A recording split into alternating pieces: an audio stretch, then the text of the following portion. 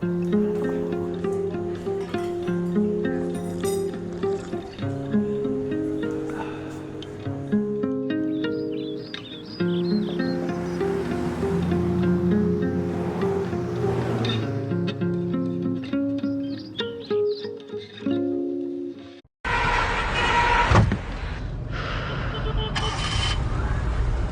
my god. So hot.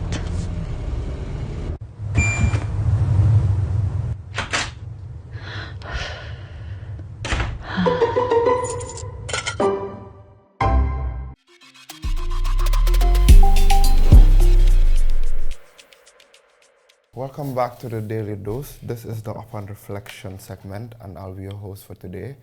My name is Panderi Ture, and in the studio we have really awesome individuals that are doing really great things in the Gambia. I mean, behind the scenes, I guess we would call it. Today we're going to be talking about disability awareness. So we're going to be raising awareness on different types of disabilities we have in the Gambia, the problems they're facing, the trials and tribulations that they're facing, and then we also understand that most of these disabled people, I mean, it's being put upon them naturally, not that they wanted to be in a situation like that. And oftentimes we as a society tend to not really consider them in most of the things we're doing. Mm-hmm. So we feel like this conversation is really necessary, and we're just trying to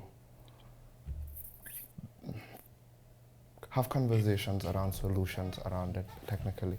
But without further ado, I'll first let the guests we have introduce themselves and tell us about what they do, and then we'll just dive into the topic. So I'll start with you guys. Ladies first. Ladies first. Okay. Thank you. Thank you. So my name's Doreen Ja, and I am the founder of I Promise Learning and Development Center, which is a school now for special needs children with intellectual and neurological delays. So yes, it's currently what I'm doing here. When you say intellectual and neurological, what do you mean? And like for someone who doesn't really understand those terms, for a basic Gambian, what does that mean? So and let me add in their physical disabilities as well. So we work with children with all types of disabilities. So those who can't walk, those who can't talk. As far as intellectual, it can fall under many different things. It can be delays that they're having academically. It can be neurologically, autism, things like that. Cerebral palsy. We have different developmental delays. And so in that is just children that don't meet their milestones like your typical children. And so then they need extra time to learn, or they need extra services to help them accommodate their surroundings. So those are the type of children that we normally work with, that the ones that have a little bit of difficulties in mainstream schools and need one-to-one support or specialized tools and equipment to be able to get them to learn the things that our typical children would learn organically. Where's the school located at? We're in Bruceby Phase 1, a junction over from the main road, so near where the LG building is. That's cool. Yes. We'll come back to that because you've been talking about some important stuff. So since we're doing ladies first, let's go with the other lady. Hello everyone, my name is Teresa Ahor. I am the founder of Together for Autism Gambia.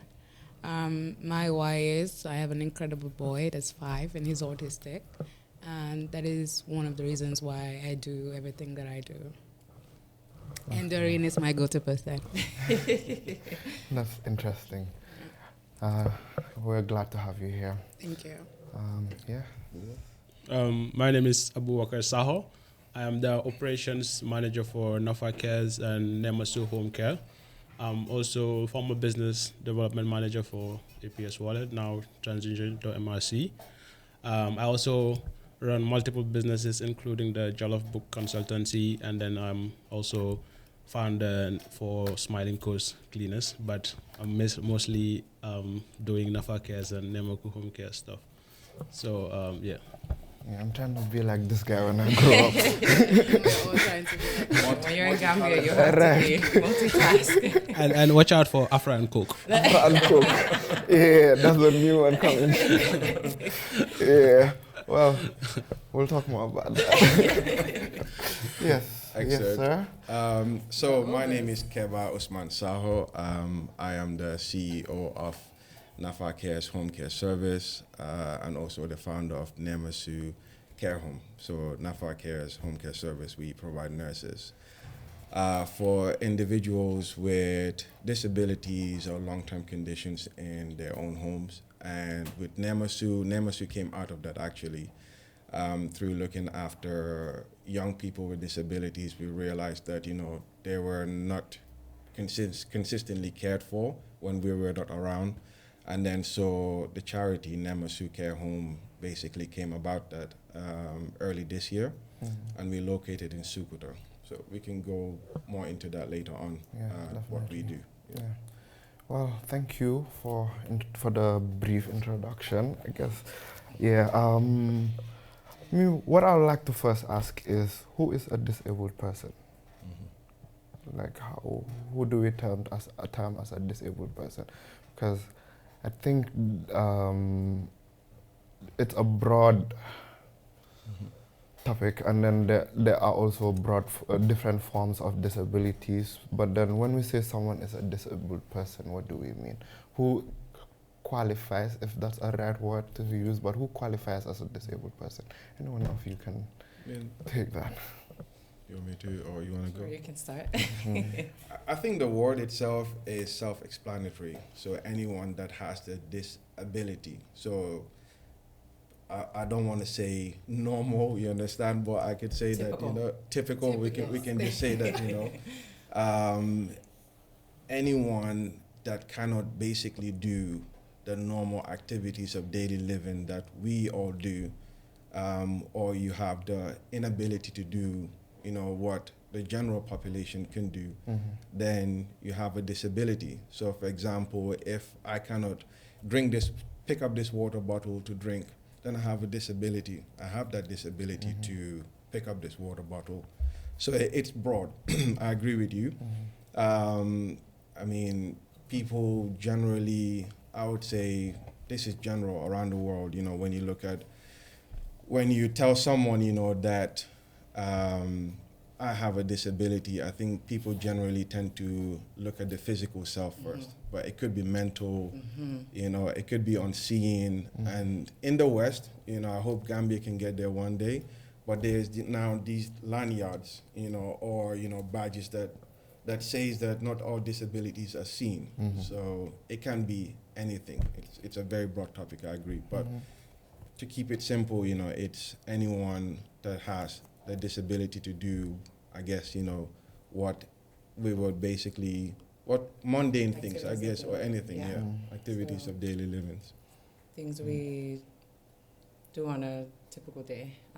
As he said, I think, especially here in Gambia, from my experience, the lack of knowledge of what disability really is, because to them here, unless you're in a wheelchair, or so when they think of disability physically, those are the things they think of, right? Someone limping or just not being able to do those physical things.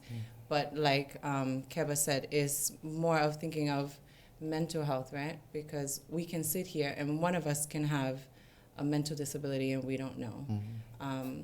And what I've learned here is because they don't know much about mental health, they group that into something else. Which I guess we can go into afterwards as well. But even emotional support is something that gets put into a disability as well. And so they will see children, adults that may seem okay, because right now they can sit here, but then tomorrow they can have an episode. And they don't classify that as having a disability. As he said, someone that is unable to bend over to pick something up off the floor, they have lack of balance or something like that, it can be because of a disability they have. Maybe they have Parkinson's, which is another neurological disorder, right?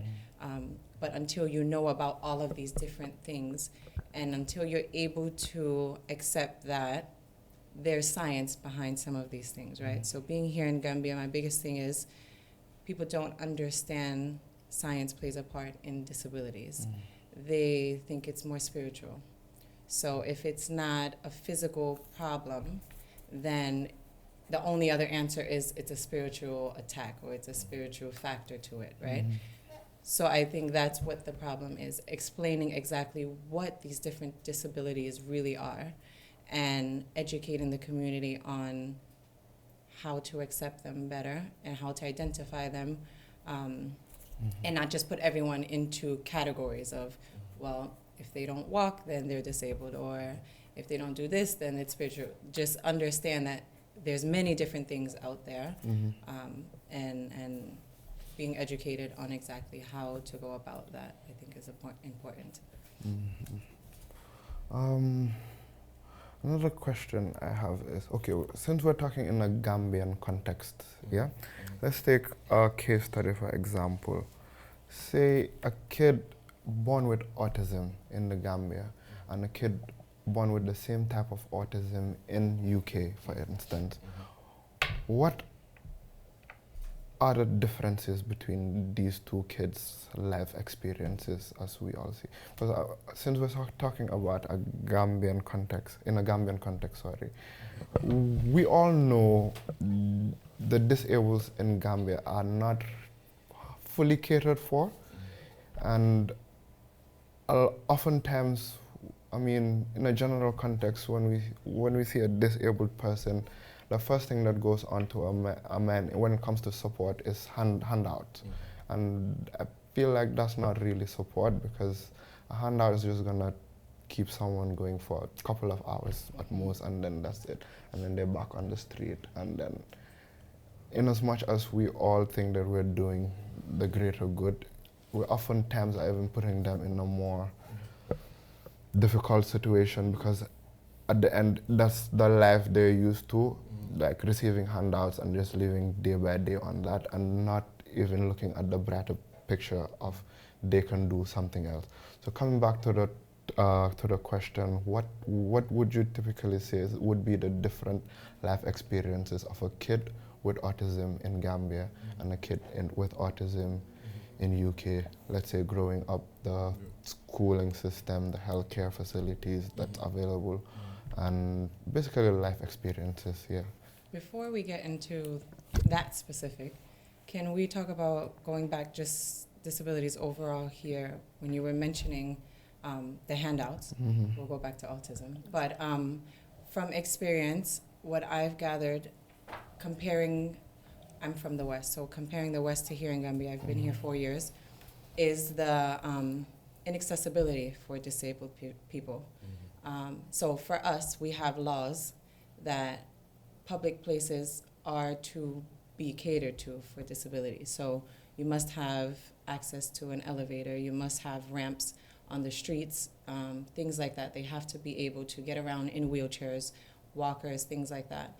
Here in Gambia, and it's just not just children that I've worked with and spoken to, but adults with disabilities, and hearing their side of things as well is the inaccessibility. So not just getting a handout from people that are doing charity, but trying to access rights that they have here. I've had one man who was a double amputee. He had prosthetics, but still, to get to a government building to apply for any kind of service, he said the office is all the way upstairs, there's no elevator. So expecting someone who doesn't have 2 legs to walk up those steps, and then he gets up there and finds out that the person that is supposed to help him is not even there. It's difficult. Getting someone in, I've seen people in wheelchairs trying to roll. They're rolling on these highways with cars because there's sand and dirt. These wheelchairs can't roll in dirt and things like that. So it's not easily accessible for them to walk around, to get around with their disability. So I think it's important first to make the community accessible for them. So it's not just about handouts, because some of them are not even looking just for handouts. They just want to be able to access these places, these things, get to government offices to advocate for themselves. But how can they get up and speak to someone if they can't get up the steps? Do you know what I mean? So I think that is what sets us aside as well, is in the West, they prioritize making things accessible for persons with disabilities, whereas here, I don't see that as a priority as much. It's just kind of figure it out. Yeah, I mean, Just to to add more on that, and there is a law. There is the 2021 Act, Disability Act. There's a law that states that, you know, people with disability have the same rights like every other person. And the whole problem, I think, is these laws are not implemented. They're just written. And it's just, oh, we have this Disability Act. But are we acting on the act, the law? It's like Doreen said, there is absolutely nothing. I don't even tend to say there is something or there's nothing, basically. When you look at it, there's nothing. I mean, the people who are supposed to implement it, I guess, are not even aware of it. So What was the purpose of creating the law? Exactly. if someone's building, a contractor, for instance, someone to build this building, There should be laws Yeah, I when mean, you're this building even building actually, laws, yeah, right? Where you're especially government buildings, if you're going to build a building, it's a law that in that building it should be accessible for persons. with yeah, so even saying the government office where they're supposed to go and get their voices heard, they can't access the building because... Well, let's take the hospitals. Yeah. I mean, the hospitals, right? Yeah. If we're talking about government buildings, that's a bit far. But the hospitals, they need to go to the hospitals. What do we have for them at the hospitals? Like when they visit the hospitals, they need to go with someone. It's difficult to go by yourself as someone that's like disabled, because there's little or nothing you can do for yourself if you don't have the support of someone else. Yeah, and a Right? disabled person is supposed to be able to take care of themselves. Different, and not take less. yourself. Yes. Different, not less. And the question also is, if you take your autistic child, let's bring autism here, to the hospital, how many healthcare workers are actually trained to recognize what autism is? Let's get back to that. When we talk about that, I think There's that's a like, capacity gap as well. I think that's like my biggest frustration is that whenever I take my son to the hospital, the first thing I say is, he's autistic, be patient.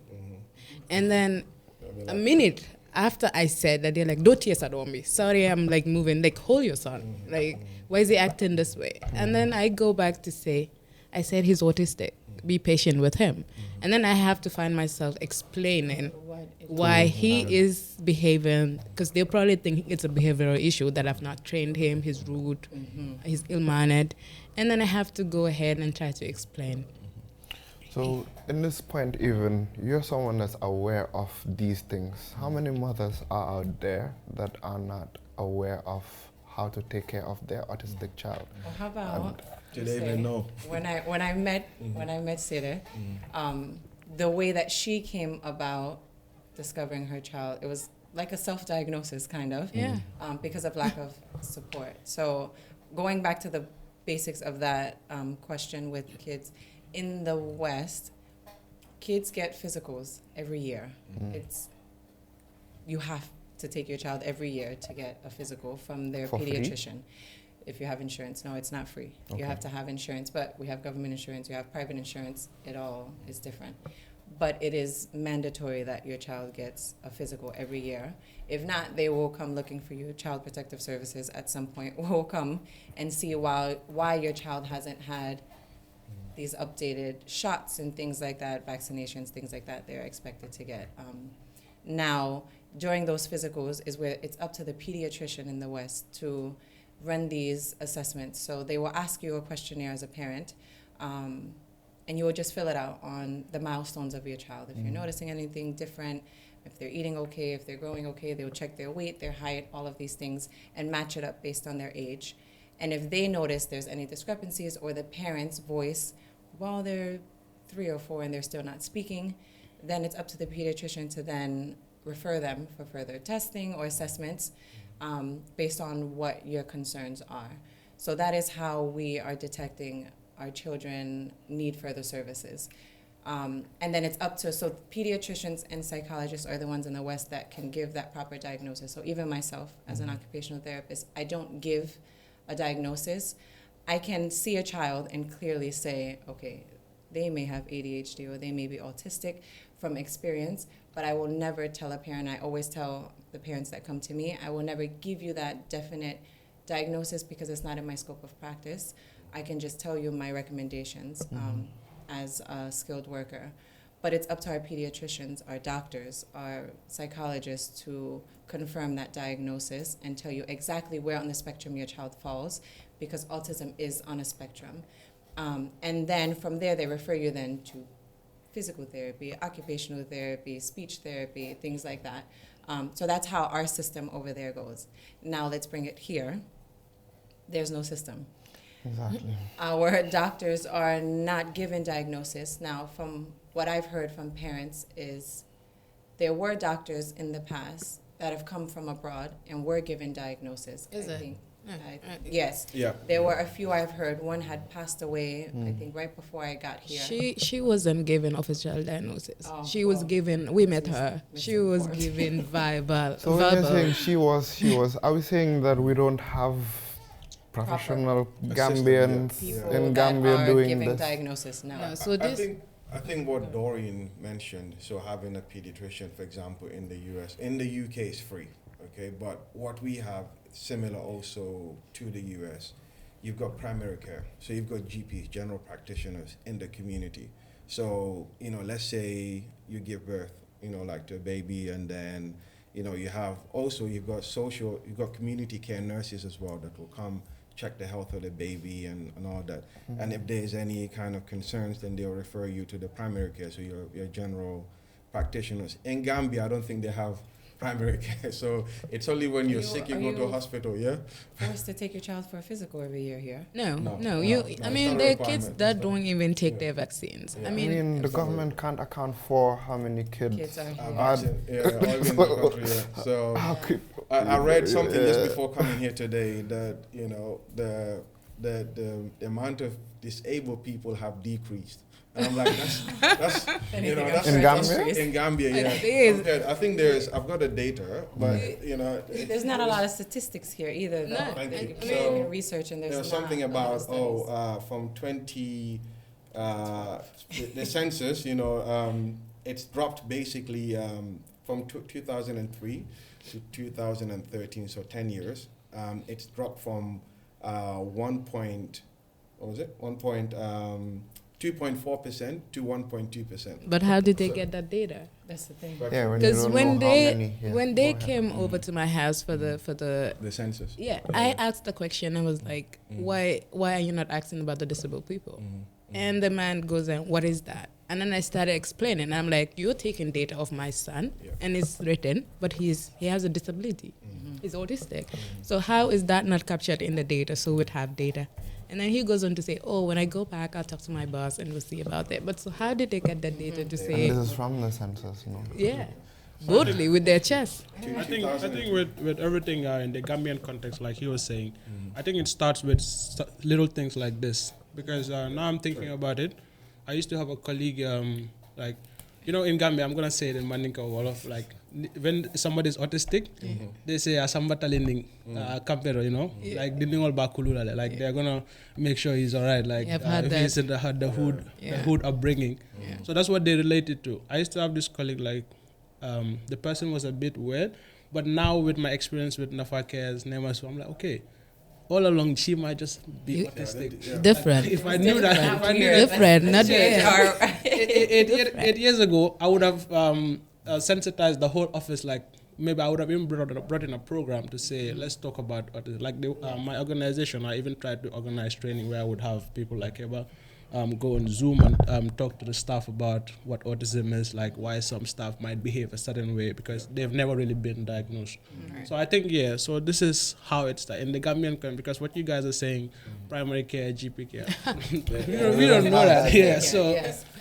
But you see, this is where it's important, I think, the government to have such individuals in the community, because then they can then identify such people. Yeah. Yes. And then signpost them. Okay, like in the, I'll give you a little bit of, if I'm allowed, you know, my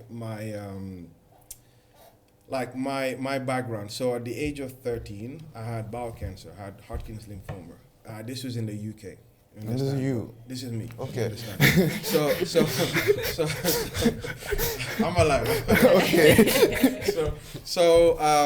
But before that, you know, like I was losing a lot of weight. I wasn't eating, you know, I was having blackouts and things like that, you know. But the first place that I went to was not the hospital. I went to, you know, my GP, my general practitioner, and then they were like, okay, cool. Based on these symptoms and this, and I think you need to go for a blood test.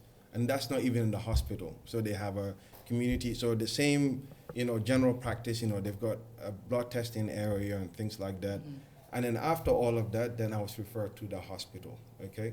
Then I went through my treatment. I spent almost 8 months in the hospital. I went through my chemotherapy and all of that. But then during that time, whilst I was in the hospital, they had a school in the hospital. They had a small school in the hospital where they would take my bed, you know, into the hospital, and I'd be taught over there. So I wasn't missing out on education.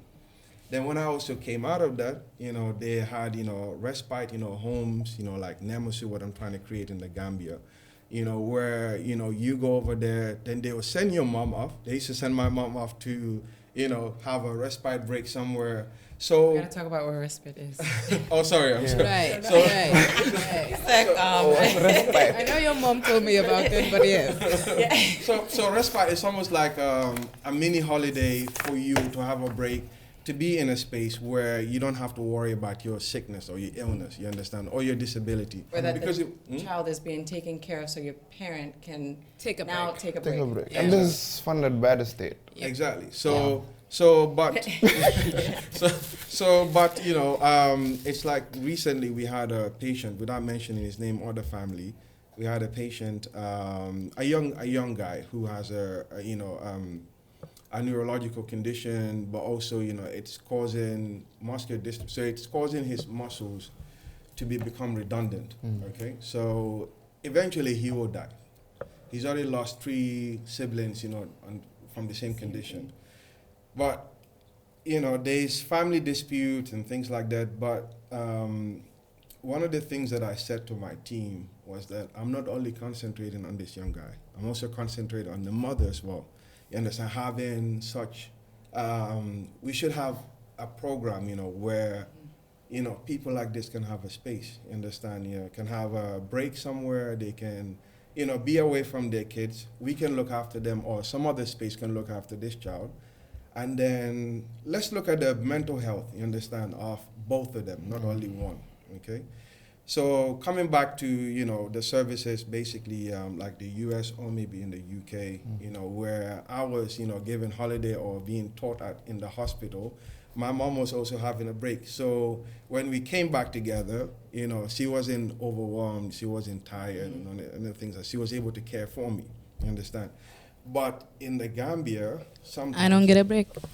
she doesn't get a Not break. only- Exactly, You yeah. need respite. No respite. We're working on it, though. I promise is working on respite services for. I'm working on the body. There's The respite body. services. Okay? Yes. Respite. So we'll Respite, talk about yeah. that. That's But going back a little bit to what Keba was saying about this mom that had 3 children with the same condition. Obviously, this is a genetic condition, right?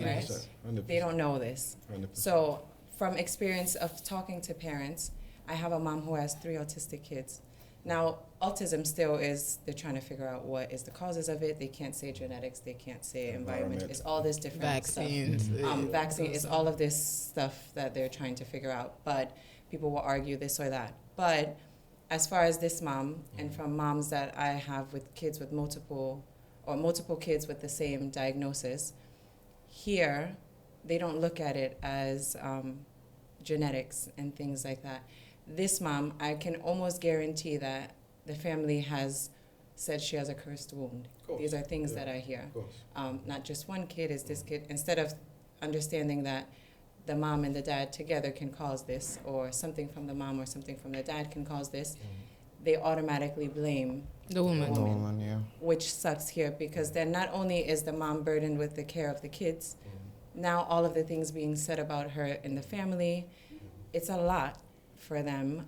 I get parents who come in and they're just crying because they have no support. They have nowhere to go. And these respite care services are amazing for them to just breathe, because no one else is going to take care of your child like you. No one else is going to love your child like you.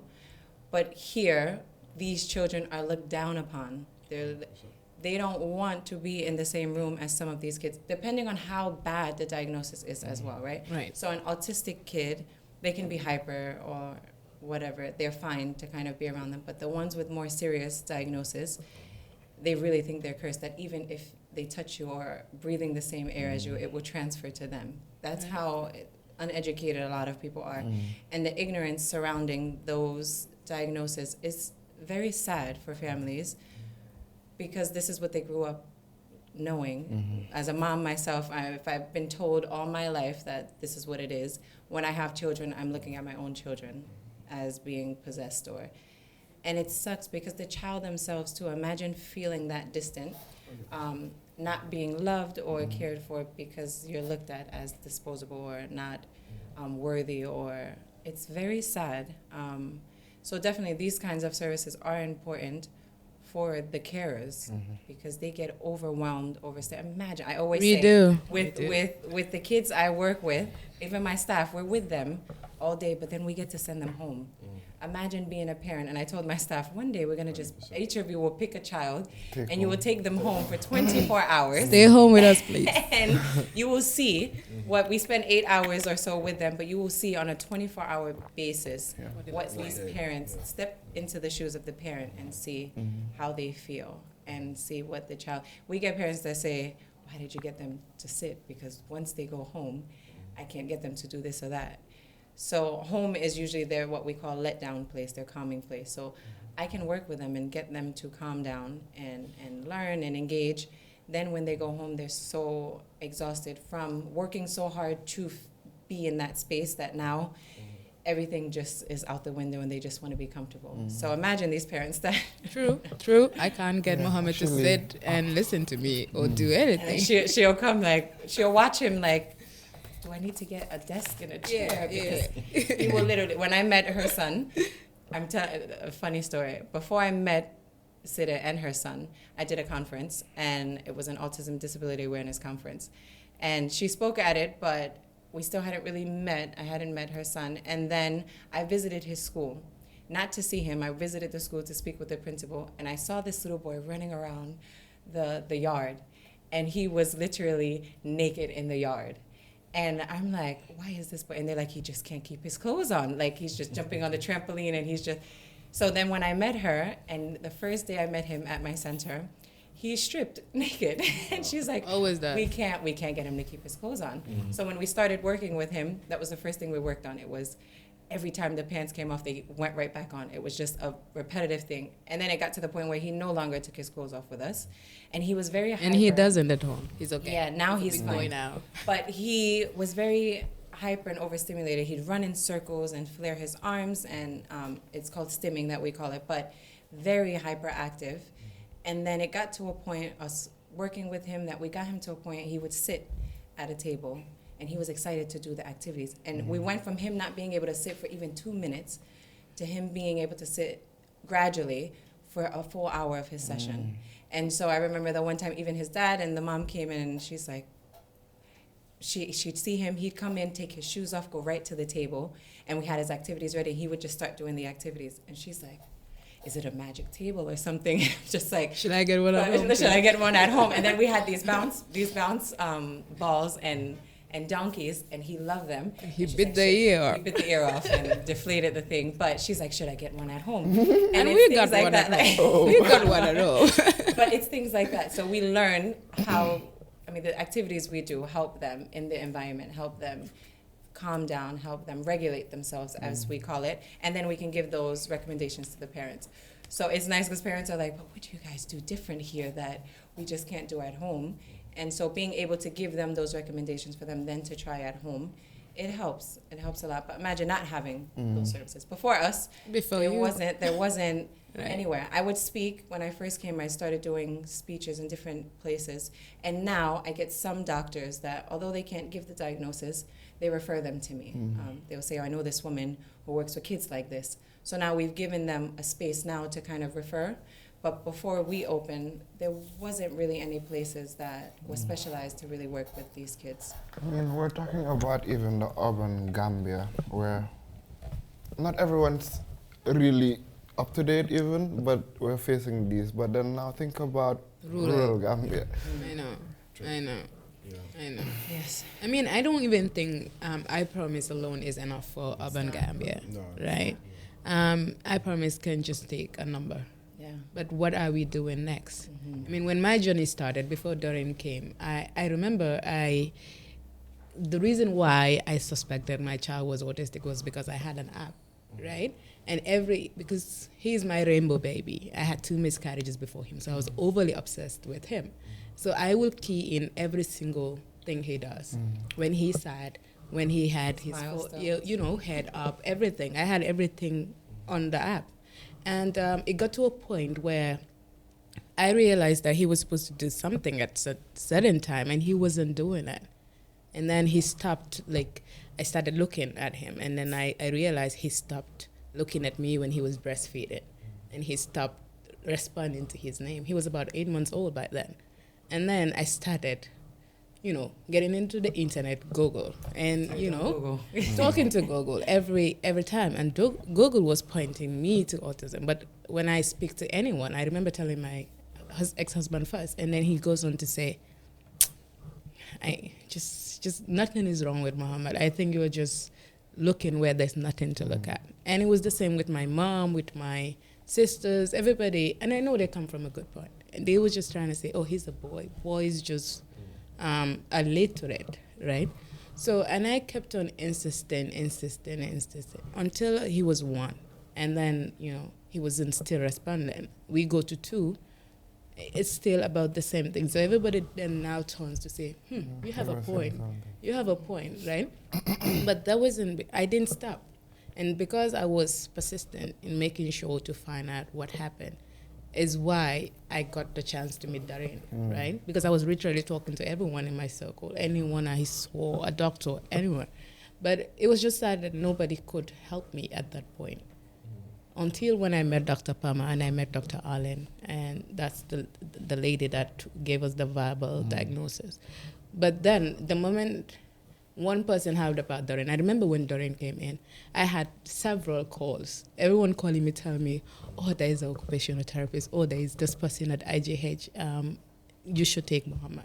And that's how I took him, and we got to meet Doreen. But that's because I've been consistent. I've been advocating for trying to find out what is wrong and trying to find a way to get the help. Because before Doreen, I had to take short courses on how to help him, right? Do certain things, how to feed himself, and I'll be successful. And then he goes over to his grandma or my sister, and they feed him, and then we go back to 0. He regresses and refuses the next day to feed himself. But now that he's been with Doreen, he doesn't even want me to feed him. He just gets his food and feeds himself. We wake up in the morning, I don't have to dress him. All I have to do is shower him. And then he sits, we give him his stuff gradually, and then he dresses himself up.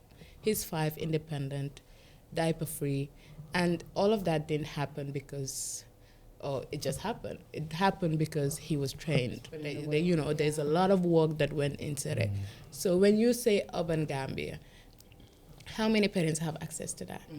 How many parents are, resistant and just stand on their ground, there is something wrong and there's something wrong, How many parents have access to look into these things or learn about these things? So when I say Doreen alone is not enough, I mean, Doreen as a center is not enough, but as a community. Yeah. So that's why I keep saying, in places like Gambia, we keep talking about this when we are in our campus, so we have to focus on what we have and what we don't have. So like you're saying, maybe the solution might be just tell them where it starts and what's the worst it can get. Yeah. You understand? Because like you were saying, when he was 8 months, nobody was listening to you. Yeah. Because they feel like, oh, it's just an ordinary baby's Yeah. activity. So Yeah. so like sometimes for me, I like as a marketer or as an operations guy, Yeah. I'm saying, how do we close that gap? Because maybe some other nations have the resources to sort themselves out. But here, in a marketing perspective, it could just be us this, or it could just be a 1 minute ad that says it starts like this, and then it's like this, save them this. You understand? So because in reality, in 10 years' time, it might still be the same. Yeah. In Yep. 15 years' time, it might still be the same. One center is No, it's it's definitely not not going to be enough. enough. I always Nafa- say Nafa this. care, Not enough. because Yeah. if I'm like, we need to be realistic sometimes. Yep. The amount of sacrifice Mr. Kerber gives into the business, the amount of And sacrifice Doreen. Doreen puts into your school, and the amount of, because I'm working full time, but sometimes I need to leave my job, and then I'm being hustled like, where are you, blah blah. But I have to go run, maybe do something. Even simple things that delay. It might be just the business registration for our home care, and then maybe like there should be proper information in the system. That's how you start. Simple thing, really, because these urban people, like these rural people you're saying, these mayors, they listen to the radio, or they might just hear like a catchphrase that say, "Oh, ndingot and thing," and then that might do a ripple effect. Right. So I think sometimes we need to focus on solutions, what we have, because like I said, it's a problem, and then we don't really have the capacity. We can keep talking about things like this. I mean, I Yeah. think also all parents should just be vigilant as well as she was. Easier I said than mean, done with parents. I mean, I think we have to give them grace. I think because he was one. He was just one. He was everything. Yeah. But you Right. paid attention. Right, true. I wouldn't take credit from that, but I How also many of you are out there? Yeah, that's what I'm trying to say. And to go back to what he was saying, I mean, I think that is how I got my family to listen, because I was like, he's a kid now, and you all think it's okay. But what if he grows older and we don't do what we need to do? Then the burden falls back on me, you. right? So when I had him on a diet, I was like, nobody gives him gluten or casein. And nobody would listen. They would give him yogurt, they would give him bread. And I was very specific about, I want him to take coarse bread. I don't want him to take flour, okay? But nobody was listening to me. Everybody was just doing what they want. And one day, I was dramatic. Cultural society. I was dramatic. I was crying my ass out. And everyone was looking, I was like, yeah, you guys think it's okay because he's a baby. But if he grows older, the burden falls back on me. And when I told, none of you will help me. None of you will look his way. And you're just doing... When he's becoming aggressive and Exactly. taller than you, And then everybody was becomes just... a problem. And he's a big guy. I mean, as young as he is, he's a No, they're handful. strong. He is very Don't strong. underestimate their size Yeah. because they're very, very strong. And I think for parents, as you said, give them grace. But with my experience with some parents, I give a lot of them grace, yes, but some of them I'm like, do better. Yeah. Because one, culturally and traditionally, I feel like here from what I've seen from as an outsider is your kids are not your kids. No. They're Everyone everyone else's, right? So what you say, you can say it, it's going in one ear, coming out the other, because what grandma says and does, that's what is going to happen. Right. So even my struggle right now, even with us and the services we provide, is the follow through. Because we can do but so much on our end. But when they go home, you have to continue the things that we're doing to really see a dramatic change, right? So we are always telling parents, this is what we're working on. Continue it at home. If we're working on feeding, if for all their life you fed them, and now we taught them how to hold a spoon and feed themselves, continue it at home. It doesn't matter if I get parents that say, boy, it takes them an hour to eat food. Doesn't matter. Let them eat for the hour. Or they make a big mess when they eat. Well, let them make the mess. Eventually they will not. You can teach them that. But first, teach them the independent skills, right? So there's some parents, flat out, I will say, I love all my parents, but there are some that are lazy, families that are lazy. I get that some parents work. I'm a working mom. But you have to put in the work as well for your child, for them to succeed. So I think here they think these kids, like I said, can't amount to anything, right? They have this disability. They will never be typical. They will never live a life like They're not your retirement plan. Right. But they don't understand that these kids, if given the proper tools, can live a fulfilled life still. They can live on their own. Yep. The way I teach my staff right now actually is a training program from autistic adults who are now able to explain the things that they dealt with and struggled with, and now can explain to you how to better help someone else.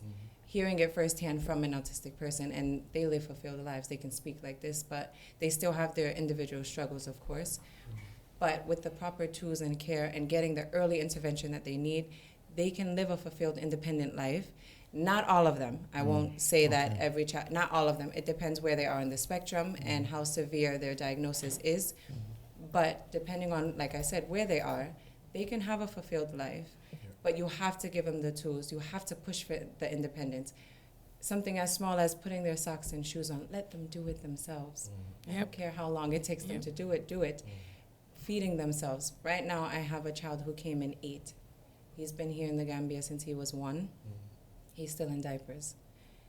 He's been here with his grandmother who feeds him. He only lets the grandma feed him. He's never fed himself. He's never been to school. He's never left really the house much. So when they brought him in, he's not used to strangers, so he may not do well. The first day we just integrated him in. He struggled to get from the car into the gate. They brought him in, and then we just let him hang out in the playground slowly. We don't force because we don't want to make it a traumatic experience, right? And he would go to the door like if he wanted to go in, but he'd run away. Slowly we let him ease his way. He's been with us now a week. He's in a classroom now, slowly. It's not like today he started, tomorrow he's in the classroom. We integrated him over that week, slowly bringing him in. So now we got him in the door. Now he can't feed himself. We struggle during lunchtime to get him to eat. Plus, all this kid is eating is Cerelac.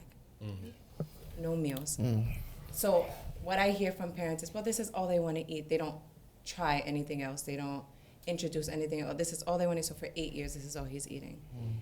And so it's difficult when you don't even try or put in the effort, right? But I'm not trying to cut you, but to give them grace, I think it's because autistic individuals are sensory seekers, it's very difficult to find the right food for them. I mean, I remember fighting with Mohammed past years to try to get him to eat what we eat, or just because he's very particular about the texture. He's very particular, and he still has his Cerelac, but it's just that I've changed it into Dugub Cerelac, Dugub oats, peanut butter, semolina. I just give him a mix, but he's still very particular about having that in the morning and at night. Yeah, no, they have sensory deficits. So some of them don't like textures of foods, and I say this, it's so funny because being in the U.S., what autistic kids like and don't like is different than the kids here.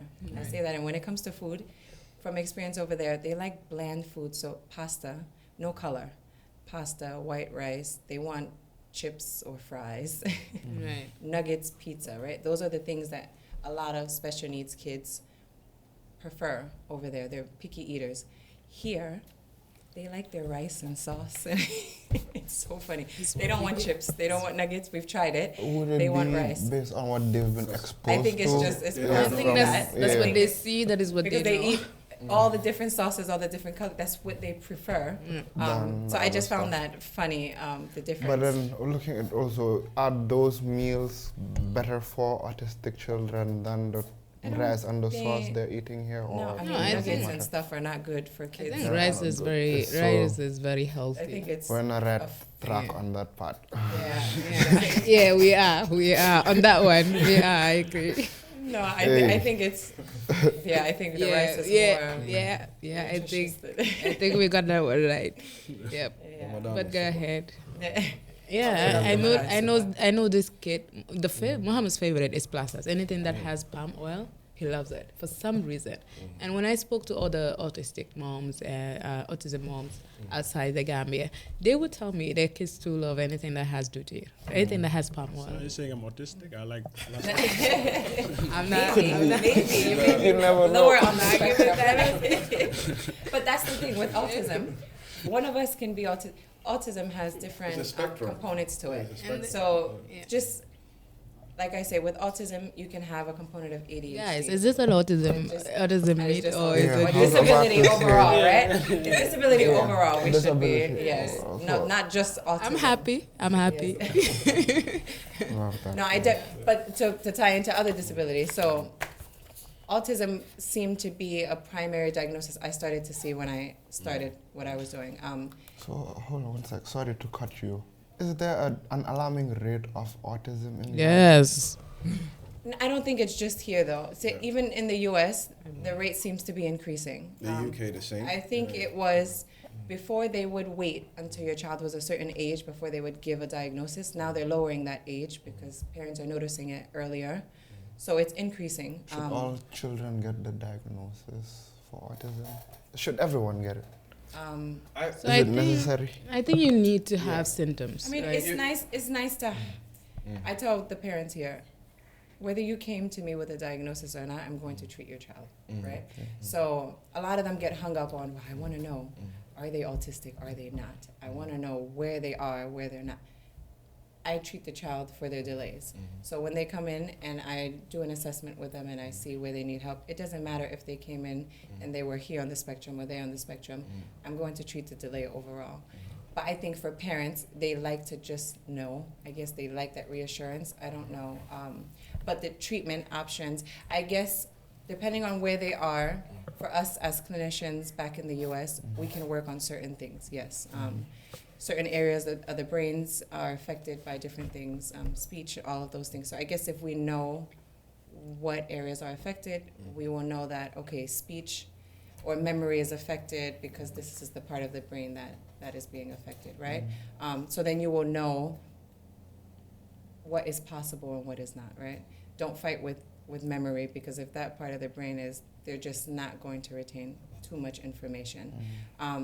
But because it's limited here, I try to tell parents, don't stress yourself for that official diagnosis. You just coming and being aware is important, and let's start the services, right?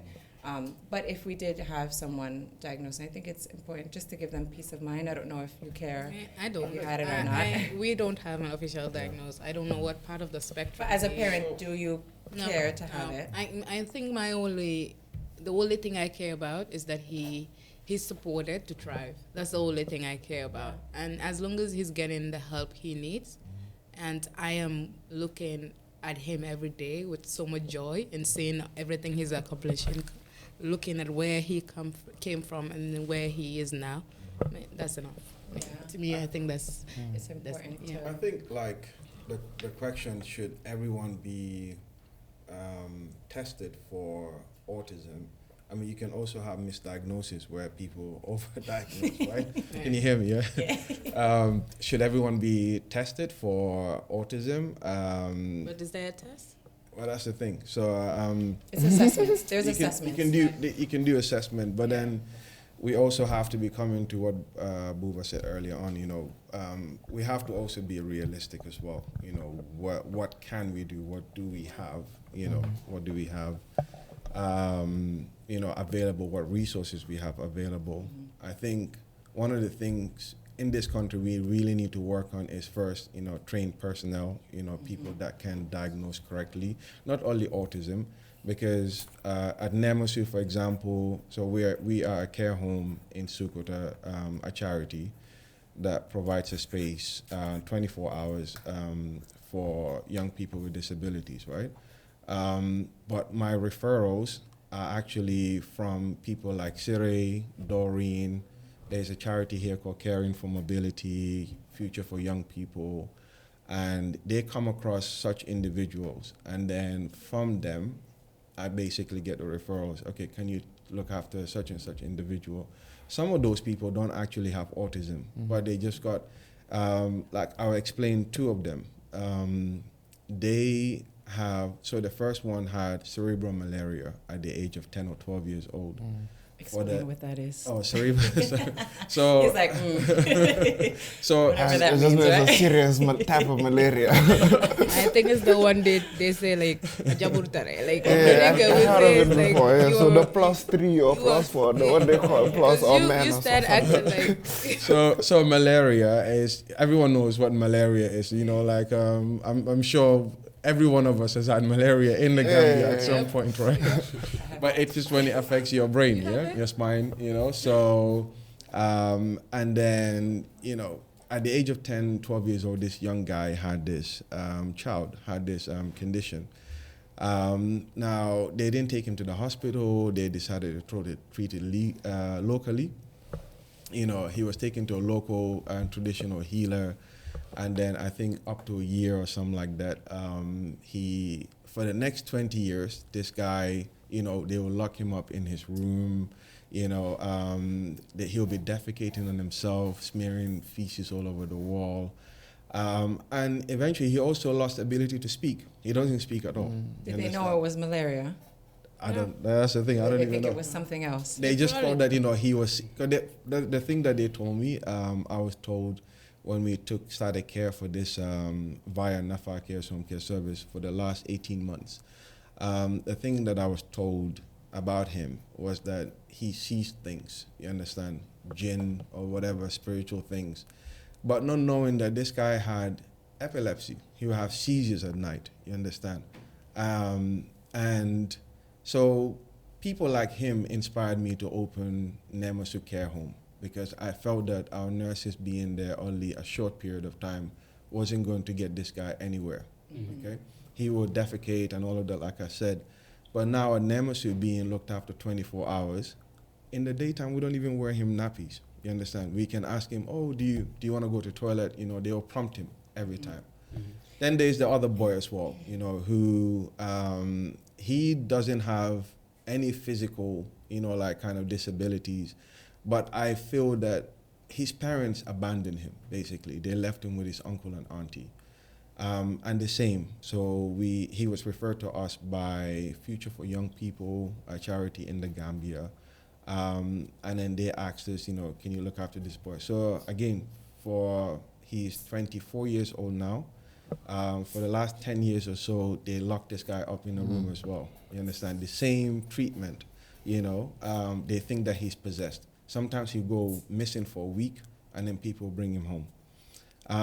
This boy today, you know, young guy, you know, doesn't urinate on himself, doesn't defecate on himself. He will tell you that this is what I want. He even said he wants to get married. He wants to go to school. That's the first thing he told me. He said, I want to go to school. You know, so when I actually assessed him at the very beginning, he's like, I want to go to school. Even this morning, he was like, I want to go to school. I think that's... And, you know, my dream, you know, having people like Doreen, you know, I Promise Center, it would be nice to have someone like that, because I feel that, you know, he would thrive.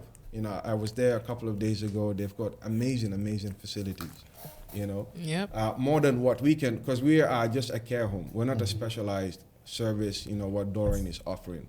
All I'm doing is they've got a swimming pool over there. They've got a chicken coop. They've got a play area. You understand? It's a beautiful home. It's a home. Beautiful You know, home. it's a home. So, but, you know, we need more centers like her. And I pray. I even told her the other day, I pray that she expands, because it's just beautiful. You understand what she has over there.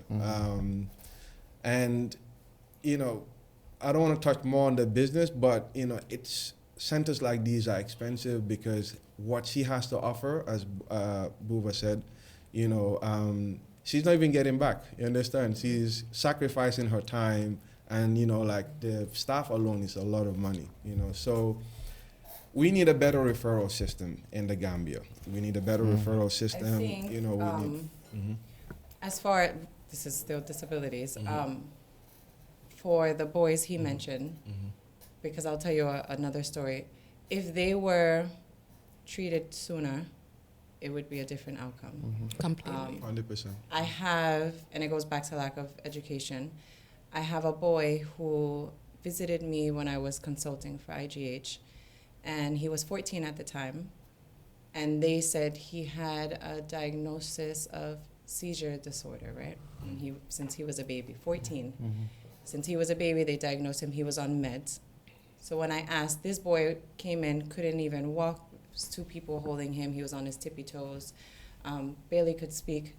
Now, when I asked, how did they diagnose him with seizure disorders?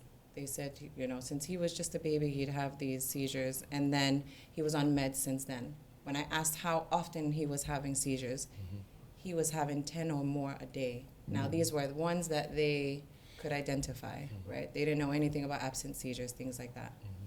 Right away, I asked him if he had a brain scan. He had never had, from birth to 14, he had never had a brain scan. So how can you prescribe medications if you don't know? 100%. You can't. You can't give a seizure disorder diagnosis without scanning their brain to make sure that it is seizures that they're having, right? So he had never had a brain scan. So right then and there, I contacted, as he said, it's on us and the support and the organizations we know. I contacted this organization, Caring for Mobilities. They do a lot of raising funds and things for persons with disabilities around Gambia. Amazing organization as well. They raise funds to get him blood work, get him a scan, an official brain scan, because I said there's no way he's on medication and still having more than 10 seizures per day. The point of medication is to decrease that number. The mom said he used to run, he used to play football. He was a happy kid until he just started falling and having these seizures. And so I said, imagine in 14 years having that many, the effect it had on his brain. Of course.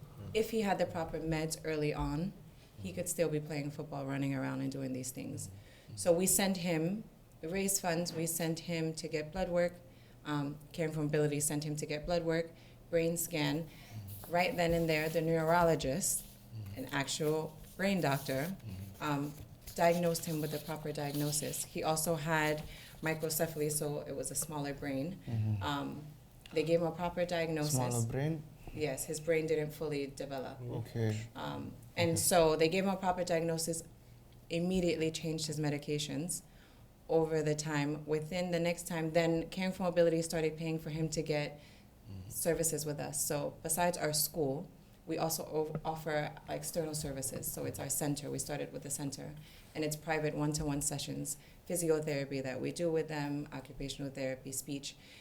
He started to come to us twice a week, and it was paid for by Caring for Mobilities. Now, we worked out a way to supplement some of those services.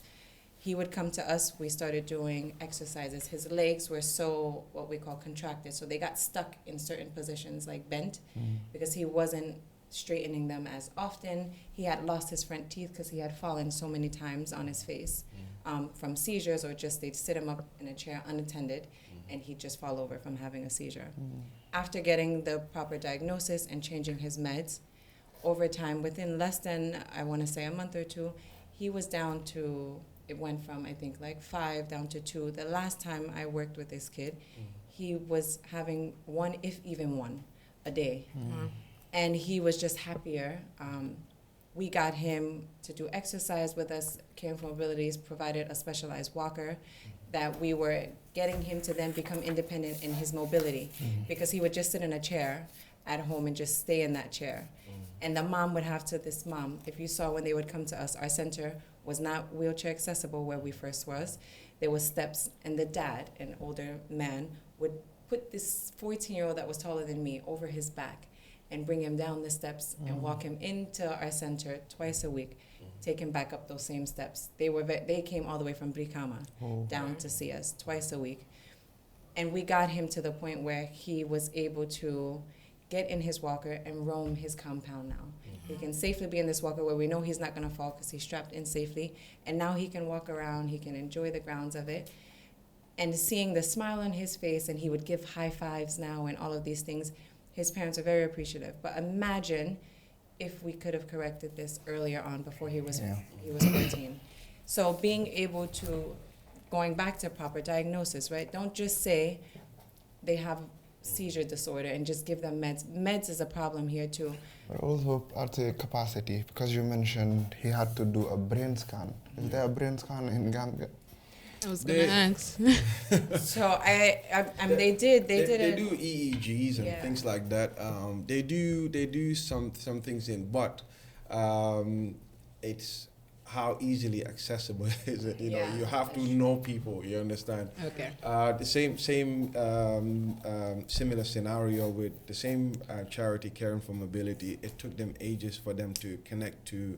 I mean, you've got one neurosurgeon in the country, maybe one or two. Yep. You know, you've got so specialists are actually very, very few in this country. You know, urologists. You know, orthopedics. They'll tell you, you know, like, oh, there's only one orthopedic surgeon in the Gambia. You know, if you have fractures. And they make you line up. Right. I think for this neurologist, his office hours and you got to go from early. There's no appointments. But then what do you do? It's like one. Yeah. You show up at 6 in the morning and just wait in line for your spot. And he needs a life as well. What's the population currently at? We're at 8. one. You know, One. We're getting to 3 million soon. We've been saying 2 million for ages. So imagine if you have to see that guy. And then we're not even talking about the rural areas where the majority of these people with disabilities are. So we're saying there's, I wouldn't want to say zero care happening Limited. there, but then There very is. limited. No, nothing. Nothing. But, I mean, if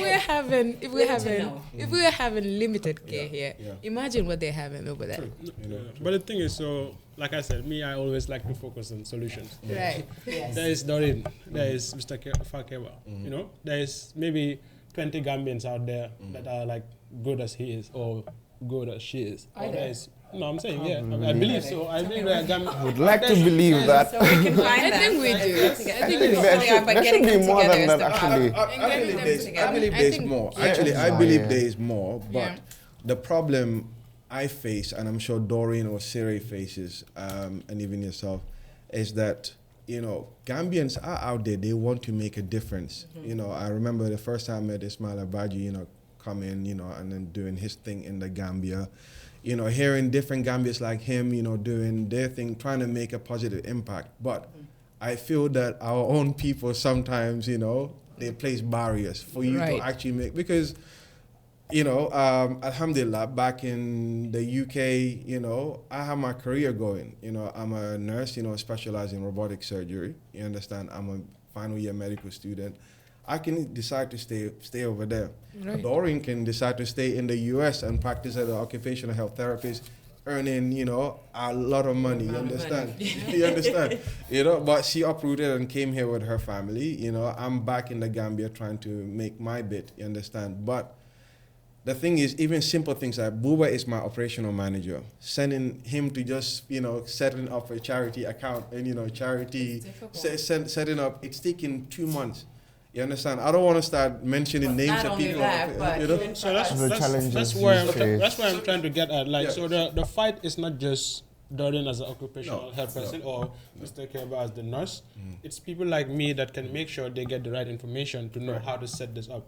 You understand? Because I know how to get my way around KMC to get the business registration done. Maybe if I was a bit, because this week I decided to take a break just to make sure I sort all this paperwork out. When I actually went and sit there, so they're They saying, don't have okay, internet? they said They they don't don't have, have yes, or they don't have the quorum. They I'm got like, pages? okay, quorum, I just typed in my phone to say what the quorum is. I know English, but I might have forgotten the definition of a quorum. It basically just says how many people are supposed to vote. And then on my constitution, it says it's on the amendment that there is people that are voting, how many times they are voting. So it was just simple issues like that delayed this for like 2 weeks or so. So I'm saying the fight is not just you. It's not just the people in general health. Even for fact. us, Yeah, it's just From people all like me, angles. people like, School. yeah. with our school when we went to the Ministry of Education to talk about opening the school. It's okay, what curriculum are you going to use? This one or this one? Neither. No. Because our kids don't learn that way. Of course, It's a yeah. modified curriculum. Well, what is that? It's from Now NACA, they right? put us through, From NACA. NACA, the National Accreditation. I think you have yes, to something, yes. something. But it's, well now, what is this modified curriculum? Send us this, this, this. We send it now to keep up with them, to follow through on emails and it's a Emails don't struggle. work. But it's a struggle. You go in and You it's have to just, call They and they tell follow you we up don't every day. understand this and, No, and no. But then Yeah, there's it's very another difficult. actual problem. So say I want to believe a lot of Gambians do want to come back and make a change, 100%. but 100%.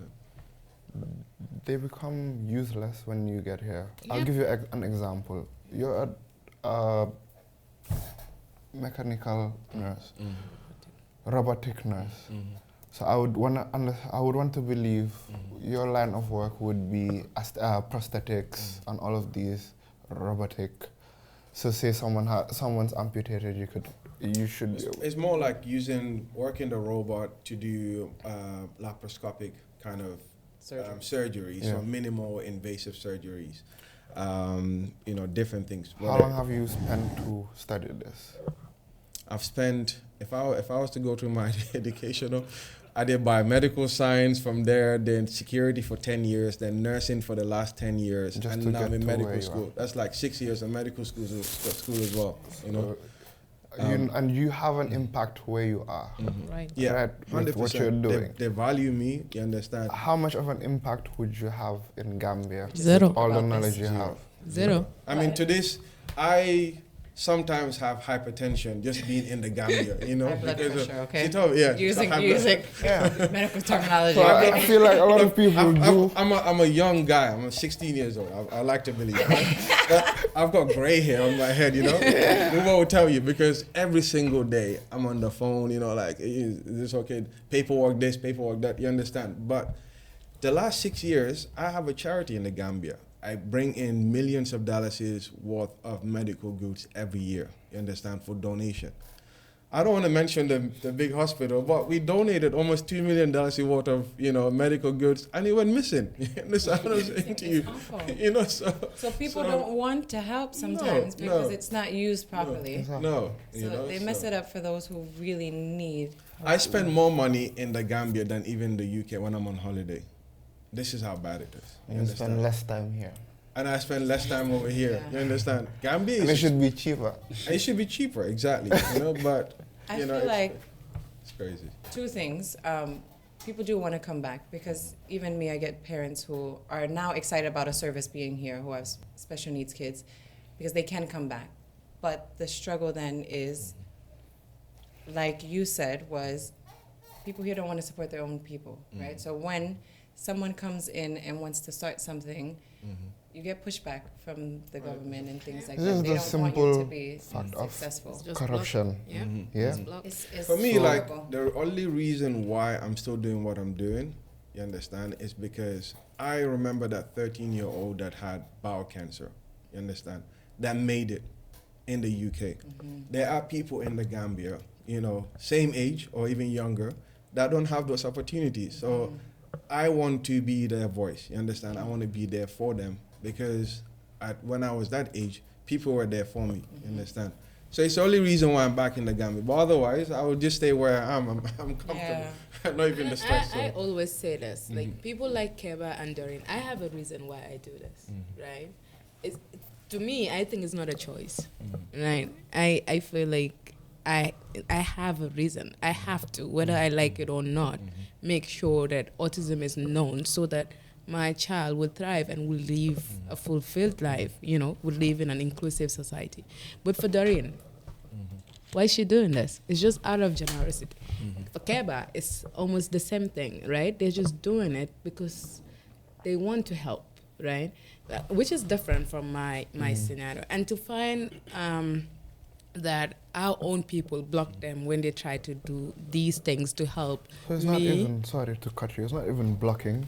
It's, I think they're doing it even unaware that they're blocking you. Here's how it goes. It's corruption. That's what But I'm I saying. think sometimes they are blocking you No, on purpose. Not on purpose. No, but, You think but, so? So it would but be- something. I'm sorry, but there's like somebody at I'm just saying, like the institution. Like I should just give an example. They don't know the definition of certain things. They're even telling you to work on your paper. So that's They're telling you capacity. put this on this, and then they don't even know this What is what does it that means. mean? Yeah. So you cannot, like he's saying, you So cannot 100% There's a blame them. capacity problem and there's a corruption problem that we're facing, that things are not moving. So for instance, if I come to KMC for a registration, it costs 500 and I have to come in the morning and fill the form and get it. On a normal day, people are there, it might take longer. So if I come, I have to give Boba 500 extra to have it within 30 minutes.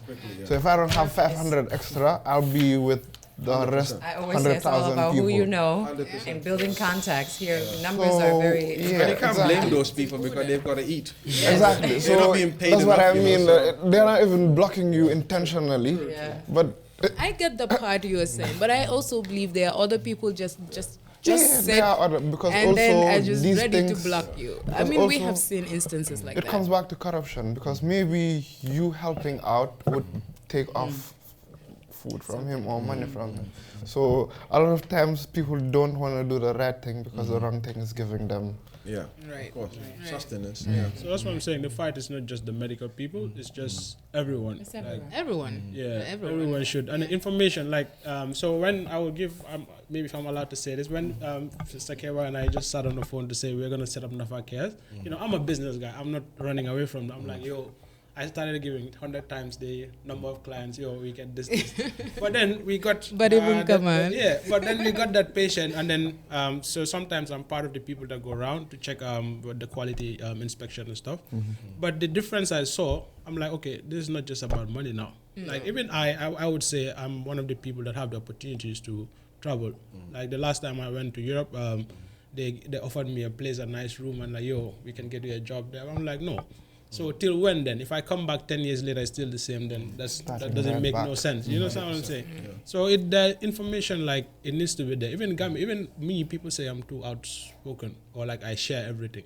But I'm like, I can share my business, but if you don't have the capacity to do it, then you can't steal my idea. Don't share your business plan, and I'm Yeah. like, I will say it to the world, but you're not me. You don't have the vision I have. You don't have the skill that I have, so Do you it. will never implement it Do it. one of the the way things that I can. That's one of the things we need to work on. Because when I came to the Gambia with the business, you know, one of the things that I wanted to do was partnership. As opposed to look at, oh, is there a home care service in the Gambia? I need to be better than that one. No. I was looking at, okay, Ismail Abaji was one of the few people that I remember that I connected with. Doreen as well, you understand, you know, other charities, other businesses, you know, like AKA Medical, for example, you know, work in partnerships. Let's make Gambia better. If you look at, for example, the Western world, you know, Nokia comes up with a phone, you understand, Samsung comes with a phone, you know, iPhone and all of that. Yeah, there's competition, but at the end of the day, who benefits the most? You know, it's the people, the consumers, you know. They get the thing latest is, technology. Our you know? businesses are interchangeable, right? So he has the nurses. Even right now, we share a client. He's trying to get me out of retirement. I don't just work with children. I work with people with disabilities. She's amazing. Right? 'Cause I already put you in the box of she's doing children, you're doing young adults. No, so. I don't just work with children. We do both. We do both. Okay. Yeah, so. I promise will not just be for children. It's a rehabilitative care business overall. Okay. So my initial vision, he knows, and he tries to pull me out of retirement, was elderly Yep. who had strokes, brain injuries, amputations. I did rehabilitative care in the States with that. Children found me here. I Yep. love children, but they found me here, and they were my purpose here in Gambia. But I promise is a bigger business than just children.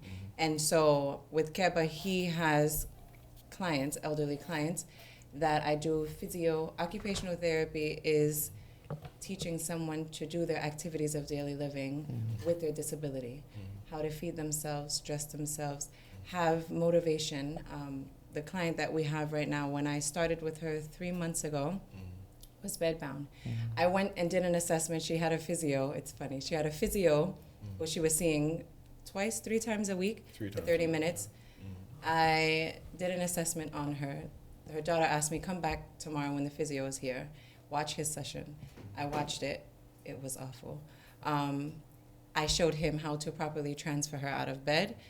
And by the time I left, the daughter said, I want to fire him. Can I hire you? And she said, are you capable of doing everything he can do? And I said, yes, and more. It's not anything against him. It's just lack of training.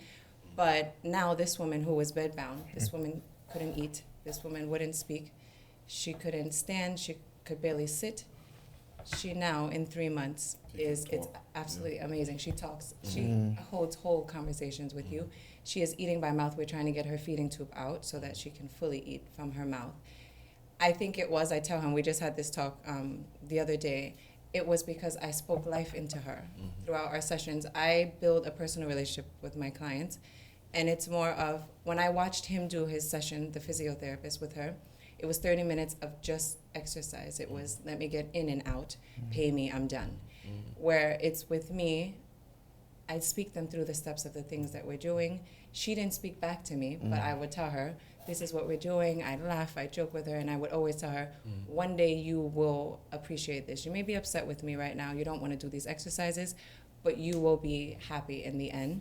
And now, even now when I ask her, we're a good team, right? And she'll laugh and say, yes, you are the best, is what she told me yesterday. And that is what I do it for, is because I feel like she didn't have motivation to do better because he didn't speak that into her. From the moment I started with her, and I would just tell her, you're gonna walk again, you're going to sit up, you're going to do these things. You like to cook, you will cook again, you will do this. Even if it's not you physically cooking, you will direct someone on how to do it, how you do it. These are the ways that we do through occupational therapy. It made her one day tell her daughter, put her shoes on, her heels, to sit in her wheelchair. Yeah. So I think speaking life into them. And our jobs are interchangeable. He has the nurses that care for them on a daily basis. I come in, I do my job. But together, even with his nurse, in the beginning she was terrified. She would say, look at me, I'm small. I cannot transfer this woman. And I say, we are the same size, watch me do it. And I built her. She was terrified. She was, oh, my chest hurts. And I'm like, your chest has nothing to do with you transferring this person. Now, after spending some time with her, she's training his other nurses on how to train. And she's so confident. And I'm like, well, look at you now. Who was your teacher? But it's that. She didn't have that confidence in doing these things. But you can be, I'm like, look at me, I'm small. I've transferred people that are 300 pounds without a mechanical lift. It's all about proper body mechanics and knowing and being confident in what you do. I've been in hospitals here where the whole room is just stopping, looking at me like, but this person doesn't walk, but they don't sit up. And I'm like, it's fine. And they're like, what is this woman about to do? And I'm just like, just watch. But lack of training and skills like that. So it's I think important. also the mindset that, elderly people are invalid, once they've reached a certain age, just let them die in go. peace. But you will know that in the US and the UK and most Western worlds, They still have it's- life. Exactly, so it's, you get 100-year-old still functioning, active, driving even, you understand, but in the Gambia, it's two extremes. Your child has a disability, he is no longer an investment for you, you understand, An elderly person, they are old, merolem, Don't spend the money. Yeah, exactly. So this person is a liability actually for you now. In fact, the elderly and the disabled child, they're seen as a liability. Yeah. True. And this is something that we need to change. I keep saying even to my nurses, if you're looking after our elderly, patients, maybe stroke is something we can talk about in another session. But stroke is rampant Stroke in this is- country. I was gonna say, It's we really need a rampant. segment just on stroke. It's So it's a big Nice. topic. stories. Would just have the same idea. There's not much care happening. for them. Hypertension is, and you know what? You're on your own. It's a big. It's the motto here, right? Well, You're on we your have to own. start exercising. You have to. True. Our lifestyles needs to change, Definitely. our diet and things like that. But once, especially stroke, I think they're one of the biggest discriminated communities in the Gambia because they see, alongside, obviously children as well. But if you look at stroke patients, they're completely written off. They're like, oh, you got a stroke, you just lie down. Doreen would tell you how many patients that, she's worked with. And we brought her on board in NAFA case because, two of the patients that she's already worked with us, we can see a drastic change. You understand? Including the latest one she just mentioned right now. Getting them to start walking and all of that, So the neurorehabilitation takes a while, and that's what people feel They don't understand. Yeah, And they it's don't. not overnight. No. Like You know. their thing, they look for a fix-it, even with the kids. Yep. It's like, and I always, the first thing I tell parents, clients is, I can't fix any. One, there's nothing broken with this child or this person, right? There's nothing broken. I'm not a fix-it. But it takes time. I can't give them speech in 1 day, 1 week, 1 month, 1 year. I Talk give to them me the direct. tools. Talk to me direct. No, it's not just you. But this is what, even for, so rehabilitative care overall. So with disability, just what we call is rehabilitative care, Yeah. right? True. It's a long-term thing for a lot of these diagnoses or these persons of disability. And that is what people don't understand, is it's not tomorrow, next month, next year. So some people are not willing to put in the money long-term to help these things. And I think that's where we fall short, is, Yeah. my mom's you've been working with my mom for about a month and they're not doing, but they don't notice that their mom went from being bedbound to just even sitting at the edge of the bed unassisted, right? Those are big improvements. Or my mom is not doing anything, but now she's feeding herself. They don't look at those things as important. They're not able to go out and make money still. They're not able to go out and do this or that. So it's no longer needed. Like, I'll just let them keep getting massage. That's my biggest thing here is massage.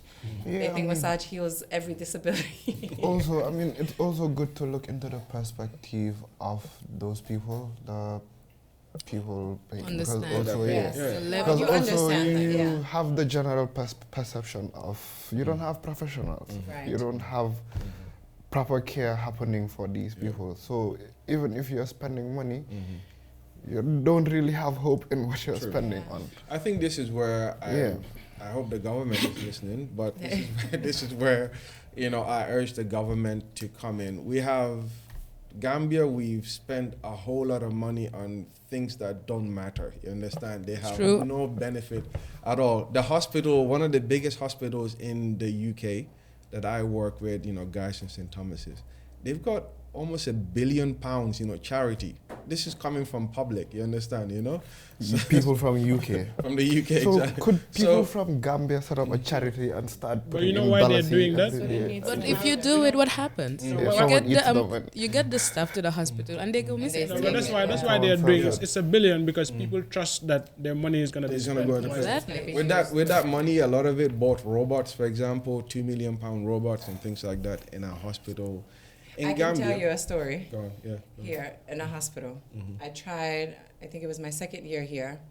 I tried to do a charity fundraising event right before Ramadan of that year. And we went to one of the hospitals here.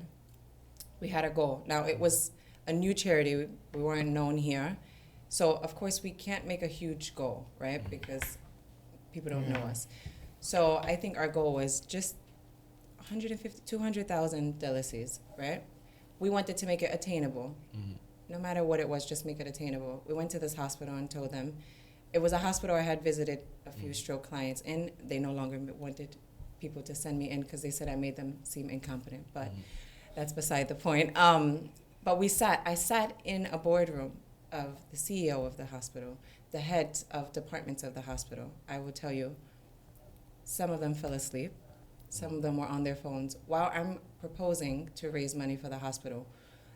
When the head of finance saw the flyer and what the goal was, I was told outright it wasn't enough. It was not big. But they that wasn't was even it. paying attention It to was the like, pitch. that was it.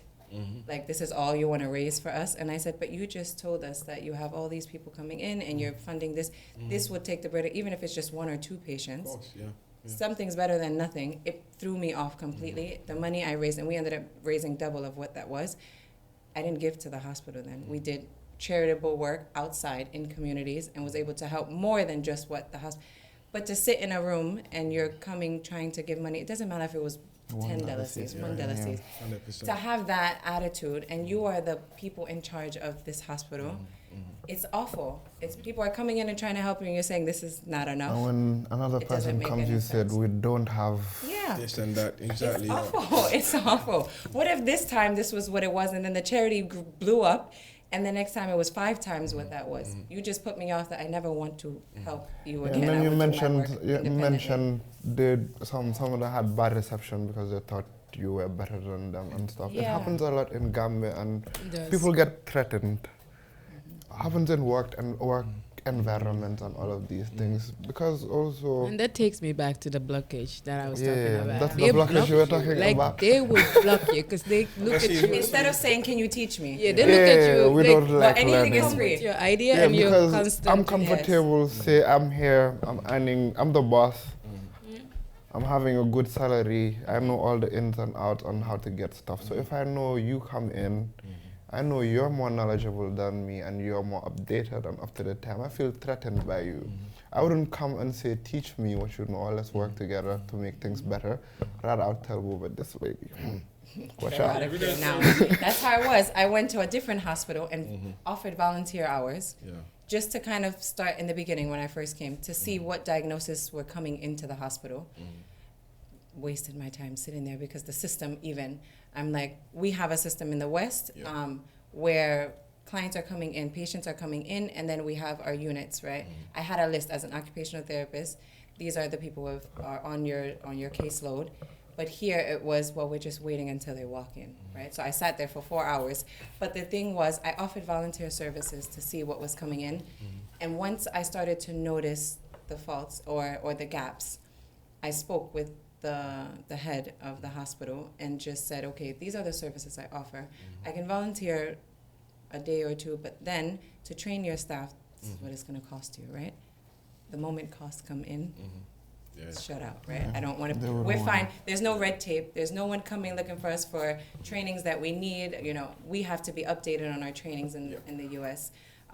There's no one coming looking for those things. We've been doing it this long for this, you know, how we're doing it, so we're fine. If it's not broken, don't fix it kind of thing. But it's very much broken, so we're trying to fix it. But they don't want to invest in improving things at all. It's sad. It is sad. It's No, and I can tell you something. After everything we've talked about, there will be some people who say, they will say, Mr. Keba is, you know, she's from UK, so he can do these things. He said, Doreen is but not we're from here. here. Well, I'm here. They're going to say that. Here. They have already labeled you at this point. Yeah, but so like I said, sometimes it's starting from like last week. We usually we organize this cleaning exercise that I do. Just call the kids, maybe just ask my mom to cook some mono and then distribute it. And then the guy that we had like to head the thing, I came out to join them, and then he has like 10 kids, like about 7 boys. None of those boys were part of the cleaning exercise. I was like outraged, but like, what's going on? Yeah, what's going on? Like, I nearly went crazy. I'm like, how can you tell people, hurry, pick up the dirt? And then none of your boys, like, not even one. I had to go to his house to tell those, to wake those people up, to tell them, look, you know, you know what I'm saying? So sometimes, it's just. You start from home. Yeah. I mean, everything is.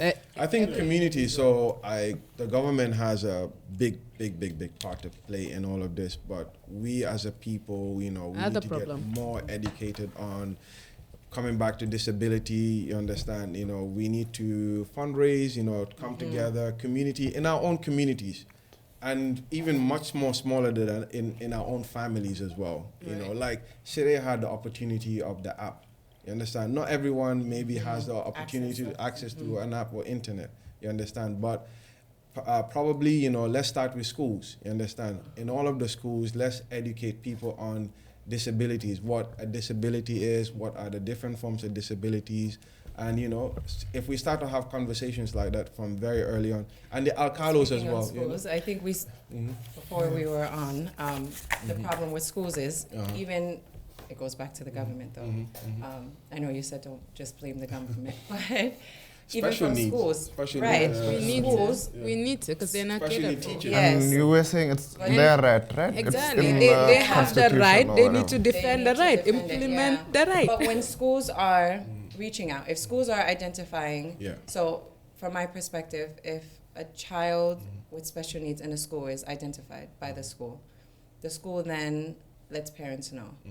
Parents then tell the school, it's your problem, figure it out, right? You're the school. Or send the child off. I've had several instances. They send the child off. The question I want to ask a question, because you probably know about the act more than me. Let her Doreen, you know. Let her finish but it's connected to what you're saying, because you said that, you know, if the teachers or whoever identifies such a person with disability, in the act, is there anything that says that in all of these schools, there is an appointed lead? For example, there's a trained individual. There should be a trained individual, you know, on identifying, not diagnose, but to know that there's something here, and we need to make referrals. So for the act, I was reading it this morning, but I can't even begin to comprehend everything about the act. And I spoke to one of my lawyer friends briefly, because I like to use the act basically on the education bit. Whenever I talk to a parent and they tell me, oh, my child was sent off school, I'm like, they don't have the right to send your child off school, right? They need to find ways to accommodate them. Exactly, in the school system, but they can't send them off the school. There is a law. But it goes back to this, I have to reread the law, sit with my lawyer friends and look more into the law. Sorry to interject, but we're talking about laws even. I don't know if this is right from Google. I have the document right here on my But the law was passed 3 years ago. 2021. In It's the So all 2021 along, we Act. didn't even have a law, disability. okay. Yeah? Yeah, But what exactly does the law say? I have the law. I have the law. It's in my But I bag. just But it this was is the passed thing. 3 years ago. So- So I mean that's understandable as well since it's new. I guess we're in the right path as well. Just trying to share awareness within it. But when you're making a law to say that every take child, action.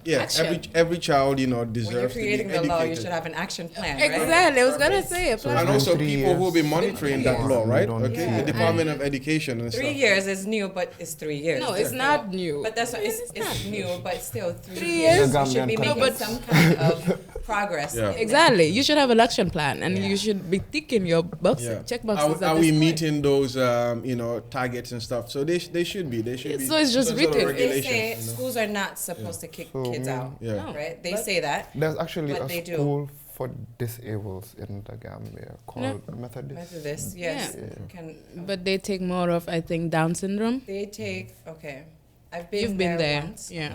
I did a volunteer event there with Special Special Olympics for their sports day. So they seem to take Down syndrome. I mean, they take special needs children.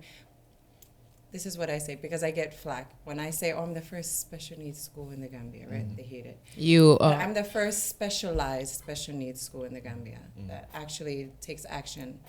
The Methodist school, yes, they accept children. Apparently, they're a government school. They accept children with special needs. But I look at it with no disrespect, no ill speaking against them, as like a drop-off point, really, because yes, kids, and I respect them for giving families a space for their child, but the government is not doing enough even in that school. So they're just dropped off, but there was kids there that are deaf or mute. They're not being taught how to communicate effectively. It was a boy just wailing his arms and no one could understand what he was saying. They just assumed he was saying this. He's happy, he's smiling. They don't know how to communicate effectively with him. Now, they're not teaching these children. It's a daycare, a drop-off, not daycare because they are older, but it's a drop-off for these young adults with or individuals with special needs, but they're not doing anything. So when I did the event we were jumping rope, and there was a little girl with Down syndrome. We're spinning. So jumping is a milestone that we assess if a child can jump on 2 feet, right? Right. They should be able to do that by a certain age. Now, this little girl, she didn't even get the concept of jumping. So I stood behind her, held her, and I jumped with her. It made her so happy, right? But having them do things like that with them, teaching them the basics of that. They're not doing skills. I didn't enter the classroom. I wasn't there on a teaching day, but just from what I seen and noticed, it wasn't a learning environment. It wasn't really an academic environment. So when people say that, I have parents who are at my school and they say, we were directed to them and we went, and we don't want to leave our child there. Nothing against the school, but it's the lack of services and care that the school is getting. The environment is not friendly and clean and things like that.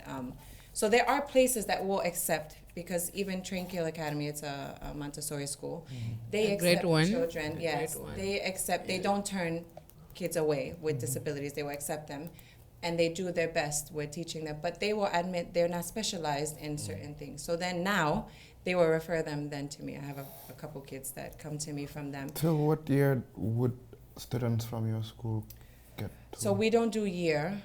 We don't have grades or year. It's really developmental milestones that we meet. Right now we have 4 functional classrooms.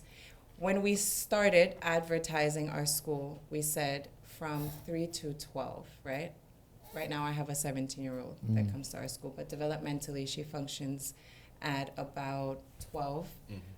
So it's really, we don't discriminate anymore as long as they're not aggressive when they're that old. As long as they're not aggressive, because we do have younger ones around, they're not in the same classroom as the younger ones. We have an older classroom of students. In that classroom, they're learning years 1, 2, and 3. But maybe they're grade 1 in math and grade 3 in reading. So we teach them individualized. their- Yeah. okay. So our curriculum is geared towards their individual needs. We incorporate sensory integration into it because that's what these children need. Being able to transition and not just sit in a seat for 7-8 hours. We've designed it to where they can sit for 30 minutes and then move on to the next thing and then be able to do. We have a sensory room, which everyone My loves. favorite place. I want to go there. We have, so in our sensory room is our therapy room, but then there's a room inside of the therapy room that is our calming room, and it's blacked out with projected lights. It's just a calming environment. I have Plushes. a video. Yes, plushes and things like that. When parents come, they want to sit and enjoy it. But we've provided a space where if a child has a meltdown, and it's not just autistic kids, it can be any child, that gets upset or overwhelmed in a classroom, in a mainstream school, what do? They either sit them in the corner or they tell them, stay still, right? Or call the parent. Or call the parent. This is what I hear. Parents say, the school calls me every single day because my child is shouting. With us, we remove them and take them to their calming room. It's not a reward. It's 5 minutes they're in there. The moment they walk in and see the lights, they stop crying. They forget why they're upset. But it gives them that sense of peace, and then we reintegrate them back into the classroom. So our school is set up to meet the needs of our students. Everything we have, our playground is designed for their needs. The climbing, every bit and detail that we put into there is for their specific needs. We treat them as individuals and not group them as, oh, grade 1, or they're this age, or this, they should be doing this or doing that. Our environment is a therapeutic environment for the needs of the kids. So we do sensory play with rice, shaving cream, sand, all of these things to get them feeling. When they're learning about units, they're tasting things. We had our kids during clothing unit washing clothes, hanging them, if you see. We teach them, we have students who have trouble with brushing their teeth, their self-care. Our thing is not about academics first, it's about self-care and independence before anything else. But then we teach academics as well. So is there a point where they graduate from the school? So it's the first year of the school, but of course they will graduate. Okay. So our idea is, it's new. We were just trying to provide a space. As she said, some of these kids are kicked out of schools, right? We have parents who cried because their kids, is the first time they're wearing uniform, right? Seeing their kids be accepted into an environment, and the kids are thriving in this environment. We have kids we've started with when the center started back February 2024 is when we opened the center. Okay. So we're 1 year officially launched, but the school opened in September. So we're only 4 months into the school, and the school was pushed by parents. I've never run a school. I'm an occupational therapist, but the parents said, we see the improvements in our kids. You need to open a school. We need you with our children all day. So that's where the school came about, and we're still learning as the process is going, but we have success stories in the short time that we've been operating. But these students, of course, they will graduate. Our ultimate goal isn't just to keep them. We have some students that will never be able to go into mainstream because just of where they are. So we provide a space where they can gradually make it through our system. Then we have students that we prep them to push them back into mainstream and then get services. So I still go to other schools. I'm in about 4 external schools, seeing students in those schools. The goal eventually is to place people, train people into these different schools to provide services for the students. As she said, I'm one person, we're one center, one school. We can't service the whole of Gambia, right? How can we get out there and still help schools? We're not trying to pull. Schools worry that they're stealing our students, right? No, we're providing, or parents will say, well, I don't want my child in just a special needs school. But they will learn the best fundamental skills here to then push them back into these schools you want them in. I am So one of we those want parents. to put them, yes, but until they see that they're thriving in this environment, because in mainstream schools, there's 30 to 32 children to one teacher in a classroom. A special needs child is overlooked. The parent, they will tell them, get them a nanny to keep them calm, but we don't have time to give them the individualized care that they need. I do school observations, I can say off my knowledge of going to these different schools.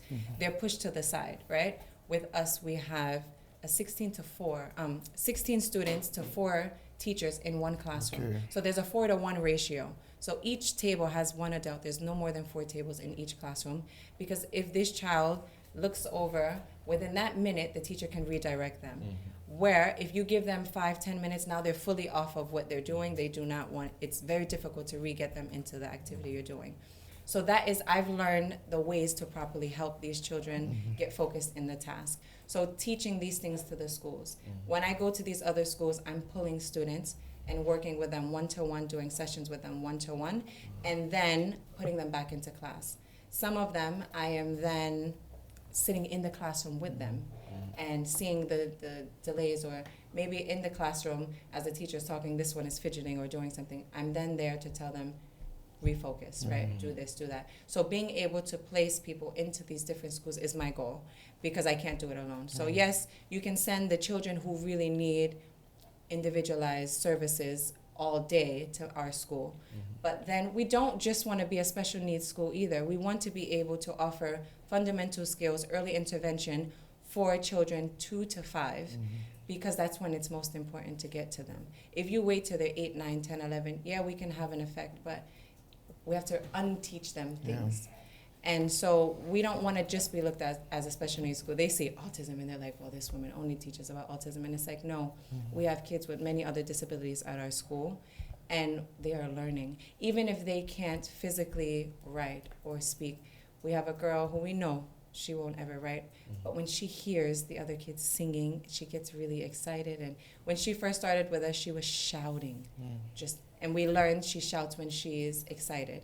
And so being able, when we put her in a classroom, they start singing, just giving her that environment, she will never be accepted into a mainstream school.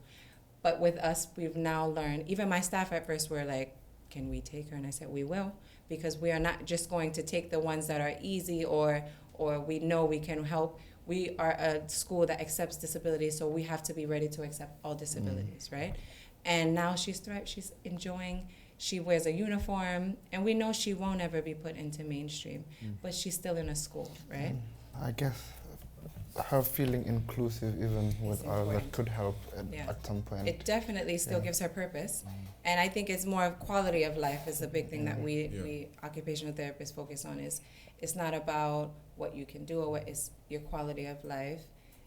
With the disability, maybe that's just sitting up every day, right?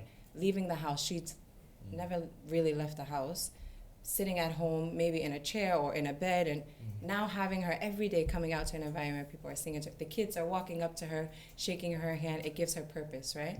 And it's things like that is important to still be able to give them that sense, although they may never write or they may never learn. It's still the environment that they're in that's important. They have a purpose and they learn something. Yes. Do we have a department of equality and diversity? I think we'll have that Maybe in we should create 2027. Do we? Let's create You think one. we'll have one in 2027? Probably. Okay. Not yet. Let's wait Maybe and if we do more talks like this, right? Yeah, I mean, Someone to we're do it. raising I think awareness, it'll so be this good is good, because yeah. I think it'll be good because we can even things like statistics, having a database of such individuals, like people with disabilities, so that, I don't know, some sort of monitoring system,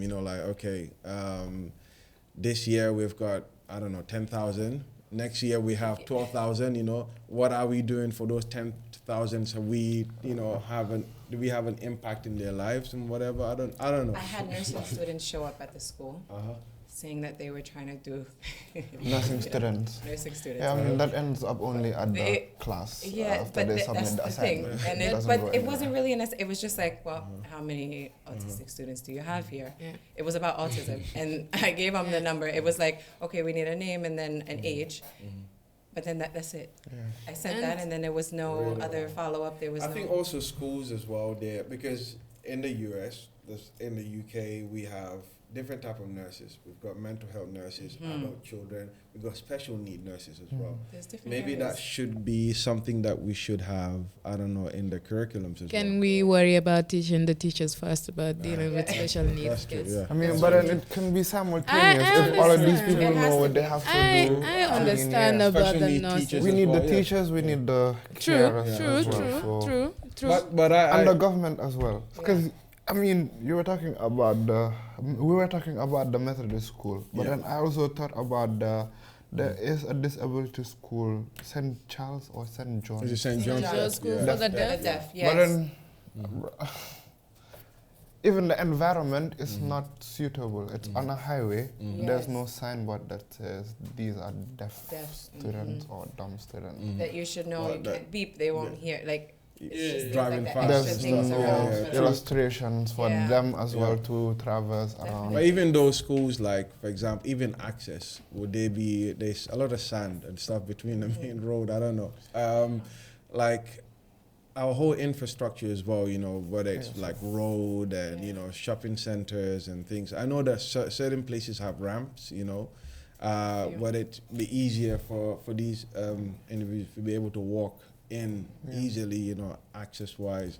So I think the reason why I mentioned, like having that department and then getting our statistics right as well. We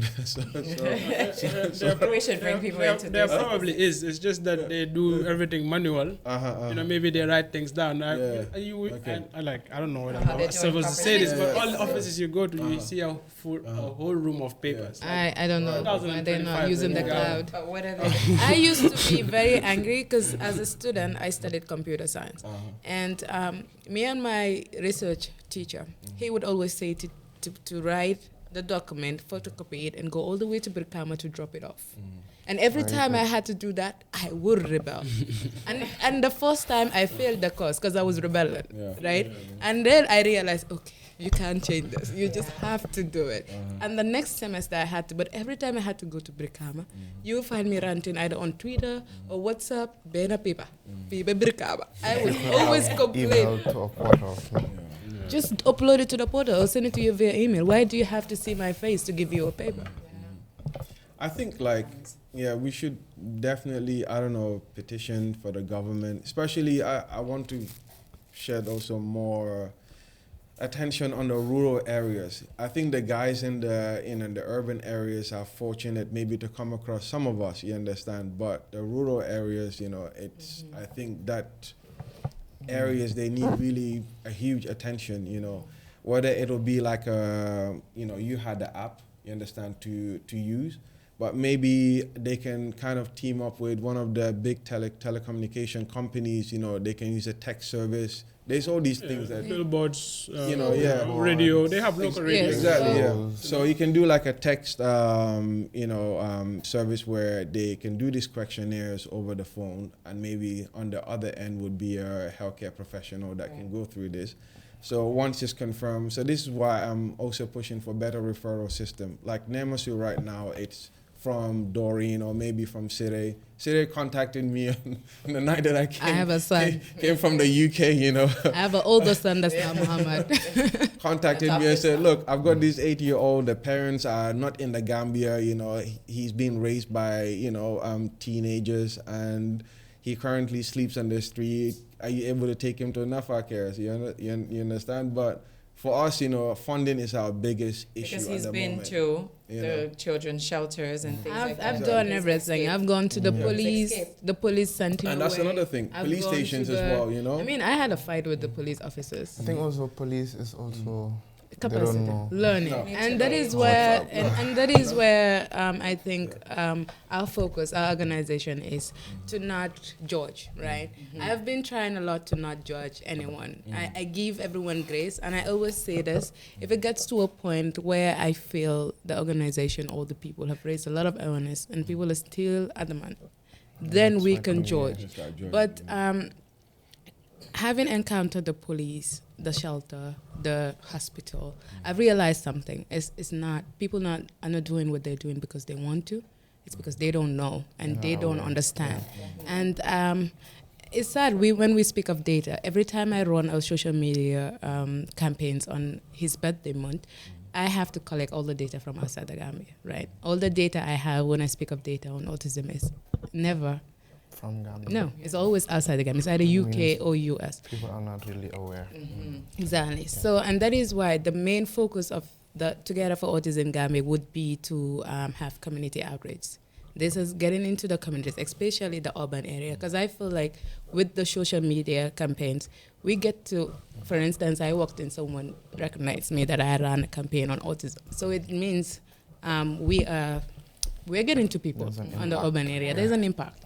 But for rural Gambia, what do we, what is there? And I remember I had a radio show all the time, and I had to sit with one of my friends, older people, to find words for like localized word for how we could translate what autism meant. And when I was on the radio, I started talking about it in our local languages, even though my local languages I struggle. But then a parent called and was like, and was trying to tell me more about her child. And I was like, yeah, it seems like we're talking about the same thing, but I can't give diagnosis. I'm just a parent. And then after the show, I talked to the person and referred her. But it comes back to that. There's no data, and people do not understand. And that is where collaborating comes in. Collaborating with you to train the police officers, collaborate to training at the hospitals, nurses, schools, teachers, parents especially, and the community at large. I think that is where I agree with him. Focus on the organization. You know, sometimes just the key information you should say is like when you go to the police, for example, and say you want to give them training, automatically they are thinking how to rent a space, how to provide water, how to provide snacks. But it could just be you doing a recorded video, and then they have a session at their place, like. It's no movement around. No movement. Look, but they wouldn't want that. They wouldn't want that. They wouldn't want that. They don't like stuff like that. No, you have to feed them. Everything you do, you need to feed them. No, but that I have saves to cost have like. transport allowance. Yes, that's what I'm saying. For a project to work. Right. You look at it, but I just had, there's another autism association that popped up in October. They visited the school, but they are trying to plan an event in April or March. But I said we should be coming together, right? I don't want to open an association. I know there's some out there. How can I provide the service, so how can we get together to continue to educate? Because there's one less thing I have to do, right? If there's someone out there, but we can work together. But then in every event budget I see is this snack packs and the water and the travel, and I'm like, and the t-shirts, you have to give. And the t-shirt, that's what and the t-shirts you need to sponsor. And I'm just like, So you think if all the money went to like we don't need to. When I go and I speak at events and they go to give me transport, I'm like, I didn't come here for like.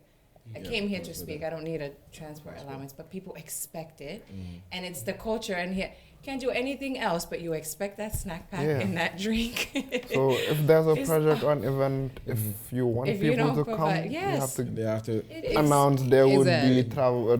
And if they associate you with an organization that doesn't give t-shirts, juice, water, nobody wants to come and listen to you. They don't want to come. It's so awful. I think all of these problems, we need civic education. Yes. I think education is key, number one. Knowledge is power, like they say. 100%. I mean, I encountered an incident 4 years ago which traumatized me to this day.